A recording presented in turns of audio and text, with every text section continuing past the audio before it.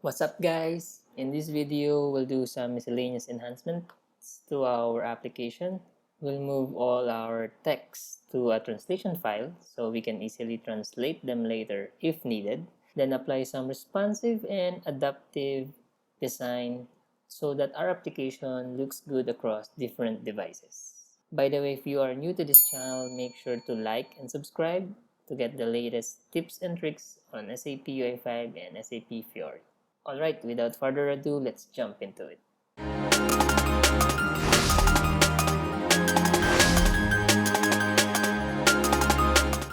In our previous video, we talked about element binding. So we updated our details page and we attached the details of our sales order item like the sales order ID, sales order currency, and currency code. And then we also added some product listing below our sales order item, which is the products included in the current order. And using element binding and binding context, we have completed our details page. And we also discussed some binding syntax like the simple binding, composite binding, and expression binding. So right now, some of our text in our application are hard-coded in the actual view. So if we go to your home view.xml, you'll find that the columns are actually hard-coded in your text control. But if we need to release this application in another language, it will be very hard for us to maintain since we need to update those properties. So the best option for this is what we call internationalization, also known as I18N. So actually, if we go back to our project, and there's actually an existing file called I18N, which is our translation file. Then using this file, we can simply add more entries to this, and let's start to edit our home view and remove all hard-coded references of our text properties and move them to this file. So in our home view, we'll remove the tooltip, remove this tooltip, this group tooltip, then all the columns text will be moved to the I18 file as well. So let's do our entry. So I'll provide the source code in the description box below. So I've added few entries like the sort tooltip, the group tooltip, and then the 4 columns of our table: sales order ID, customer name, status, and gross amount. And then I'll speed through binding this to our home view.xml.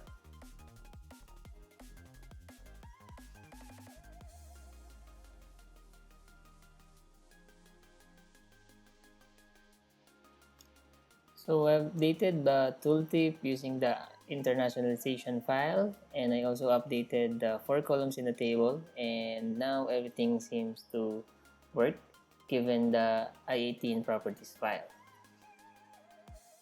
So we can also move the text, hard-coded text in our sort and group fragment. So open your group and sort fragment.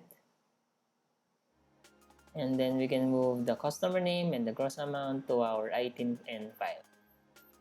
So we have our customer name, gross amount, and the status. Just copy these properties to our dialog fragment.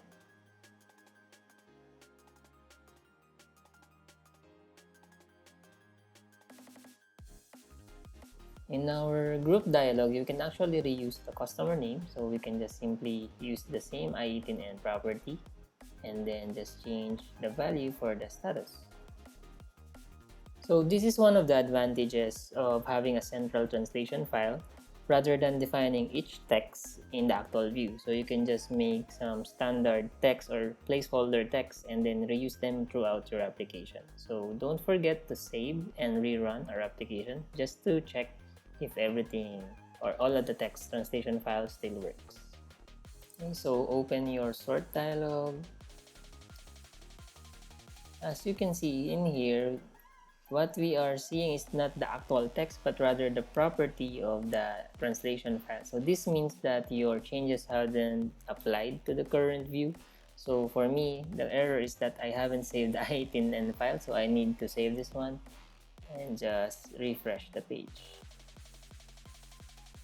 Again, so open the sort dialog. So as you can see now, it shows the customer name and the gross amount text. So I think everything is working. So let's check the group. So we have the customer name and the status. Alright, so let's move on to the details page. Actually, in our details page, everything seems to be bound to our OData service, so we really need to change the title alone. And then I want to do with this one is that I want the title to show the sales order ID concatenated with the current details page title. So in here, we can actually create a new syntax in our I18N property file. So I'll just comment this one, details page title, and then name this with details title, and then I want to have a static string, so sales order. And then what I want to do here is actually create a parameter 0. So this will tell SAPUI5 that this string is able to accept a parameter from the view, and then it will concatenate that parameter to the sales order text I have in here. Okay. Then we go back to our details page and use this entry in our page title. So instead of directly using the I18N syntax, we need to have a composite binding in here. So I'll provide the code in the description box below. So what we did here is basically we require a dependency, and the dependency that we included in our view is the SAP-based string format message. So the format message accepts your I18 entry, which is your details title. So this will pull the I18N property called details title, and then the second or the succeeding parameters will be placed based on the index. So since it's the first parameter after the I18 entry, the sales order ID will be concatenated with index 0. Okay, and then after inputting the dependency, I use that dependency as the formatter, similar to the custom formatter we did from our home view.xml. This is only useful for version 1.58 above, but for 1.58 below, you can actually use a different formatter called jQuery SAP format message. And if you check your details page, you will see that our sales order now contains the sales order ID. So it concatenated both the static and the dynamic string. So we can actually check for another item, make sure it works. So let's go to item 3, and as you can see, sales order 050003. This is one of the way to change your I18 translation files for dynamic placeholders and text. A good illustration of responsive versus adaptive design is provided by css-tricks.com. As you can see, the responsive design on top is more fluid than adaptive. So when adaptive design is implemented, it's more like the layout snaps or breaks or adjust depending on the width of the container.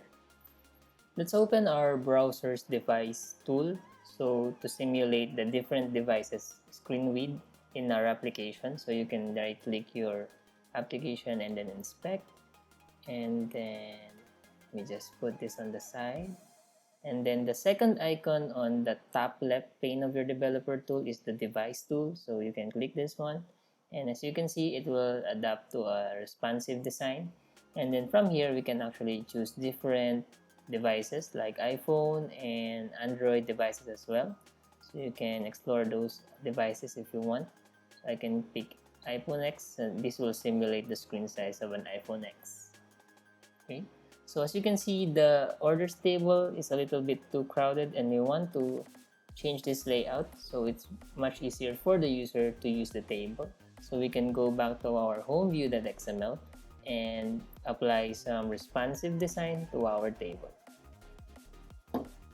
So in your home view.xml, just copy paste the code from the description box below and save. So what we did here is basically we updated our columns and provided some responsive properties. So for the column sales order, we don't need anything from here because I want it to be static. So I just put 12 EM. And then for the customer name, I want it to, on a small device, I want to move the column and pop it in. So that's the demand pop in. So it will be a new line. It will go down below the sales order ID and will display the customer name. So similar to the column status, I want it to pop in when using a small device screen, but on bigger devices, I'll just set it to 12 EM.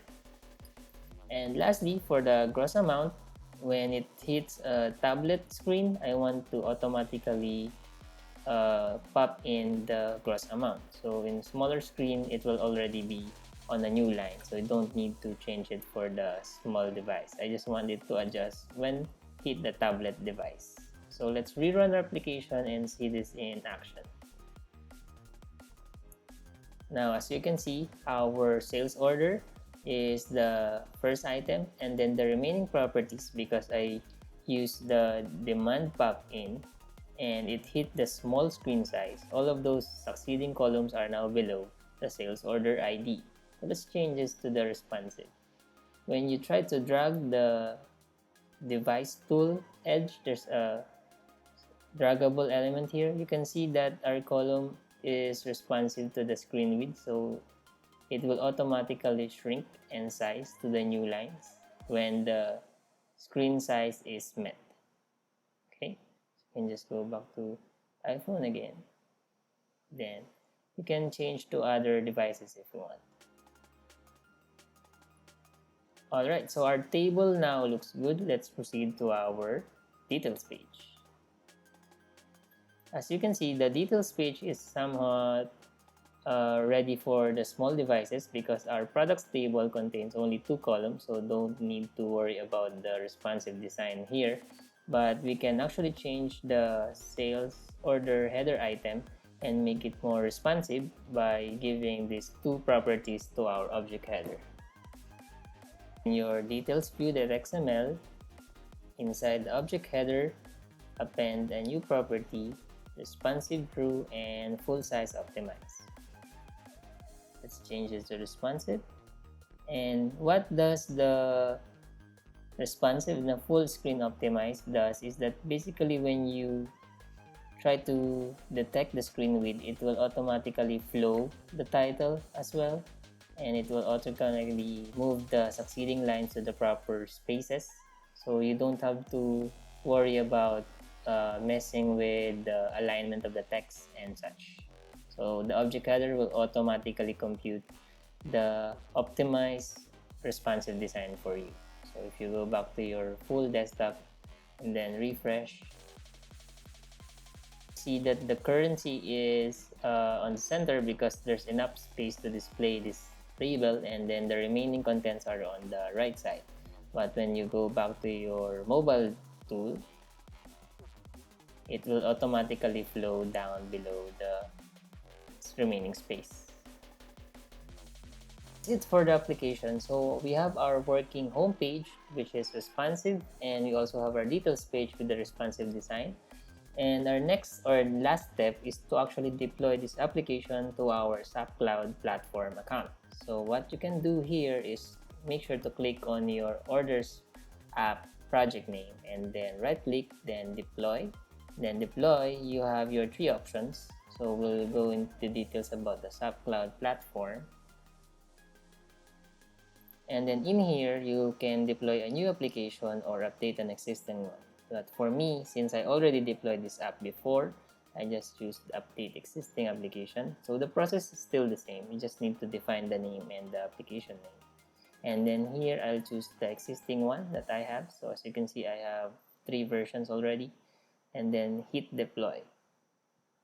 So this may take a while for you to load and complete. And then afterwards, you'll receive a link to access the uploaded application in your SAP Cloud account. One thing to note here is also generated a new folder in your project, the dist folder. This is actually your production or compiled version of your application. So this is the minified version of our application, which is much lighter and faster to load in your actual application. That's why it may take some time to compile, because SAP Web IDE generates all the files necessary for a production build. Then that production build will be deployed later on to our actual server or actual ABAP system. So just wait around for this to complete, and then later on we can access the application in the generated link. So I have successfully built my application. It notified that it was already complete, and you have your active version here, and then you can also access your cloud platform cockpit. So just click the open the active version, and then it will redirect you to the URL of your application, the live one in the SAP Cloud platform. And as you can see, it's basically the same output, but now it's live in our SAP Cloud account. Another option for you here is to register the SAP Fiori Launchpad. So it's basically your cloud launchpad. So this will create a new tile for your application. So we can go ahead and do that. So open up a wizard for you to complete, and then just provide the descriptions that you want. So I'll just order sales order up, and then hit next, and then just this is the tile for your application. So I'll just sales order up my orders, click next, and then this will allow you to create the catalog or a group later on. And if you haven't do that, this will be an option for you, but for me, since I already have a catalog in my account, and I just hit finish. And then this will give you another link, but this time it will point you to the Fiori Launchpad. So in my account, I have two set of tiles because I already deployed this before. So this is our sales order, my orders app, the one that we created new. So the only difference in here is that this is the application inside the Fiori Launchpad shell, while the other one, the first one we've generated, is the standalone application, which is hosted under the index.html. So if you just click and go back to your Fiori Launchpad and click the tile, it's basically the same application, but this time it's inside the Fiori Launchpad.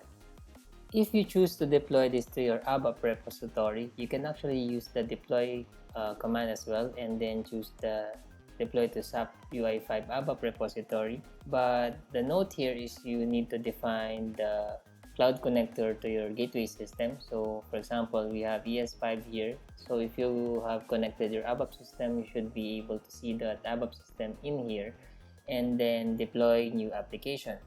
It will prompt you to create the transport, and as well as choose the right package in which the transport or the application will be included, and then just hit deploy. And then after a few minutes or a few seconds, and if the application was totally uploaded to your ABAP application, you will find the application inside your IWFND main service. It means that you have successfully uploaded your application to your ABAP system. And then from there, you can actually do the standard Fiori configuration to include the application to your Fiori Launchpad. Yep. So finally, we have successfully completed our application, and we have created a fully working SAPUI5 application. And after this series, I will work on the most common SAPUI5 issues and some other tips and guides that you might be interested. Also, I would like to thank you guys for joining me in this series, and don't forget to drop a comment below if you have any questions. Subscribe and hit that notification bell, or leave a like if you like this video and the series. And that's all for this series, guys. So thank you and goodbye.